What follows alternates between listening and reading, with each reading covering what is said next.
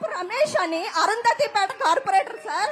అతని పేరు నోట్ చేసుకోండి సార్. 30 నుంచి 40 ఇల్లులు కబ్జా చేసి, మాకొచ్చిన ఇల్లులు కబ్జా చేసి, ఇది నా ఇల్లు, ఎవడేం పీక్కుంటాడో పీక్కోండి అని అంటే సార్ 3 సంవత్సరాలు ఎమ్మెల్యే గారు చుట్టూ తిరిగాను సార్. తిరిగితే పరిష్కారం అవ్వలేదు సార్ ఆ సమస్య. మీరు తెలుగుదేశం పార్టీ కార్యకర్తలు కదా, మీ నాన్నగారు ప్రసాద్ గారు తెలుగుదేశంలో తిరుగుతారు కదా, మాకెందుకు మీకెందుకు ఇవ్వాలి, మేము ఇవ్వం, మీ చేతనైన పని చేసుకోండి అన్నారు సార్. ఏ అధికారులు అయితే చట్టాన్ని ఉల్లంఘించి ఇబ్బంది పెట్టారో, ఏ వైకాపా నాయకులు కార్యకర్తలు చట్టాన్ని ఉల్లంఘించి ప్రజల్ని వేధించారో వాళ్ళందరి పేర్లు పాదయాత్రలను కనుక్కున్నా ఎర్ర బుక్ లో రాశాను తల్లి. 1 నెల ఓపిక పట్టు, జ్యుడిషియల్ ఎంక్వైరీ చేస్తాం, వాళ్ళపైన కఠినమైన చర్యలు తీసుకునే బాధ్యత మేము తీసుకుంటాం.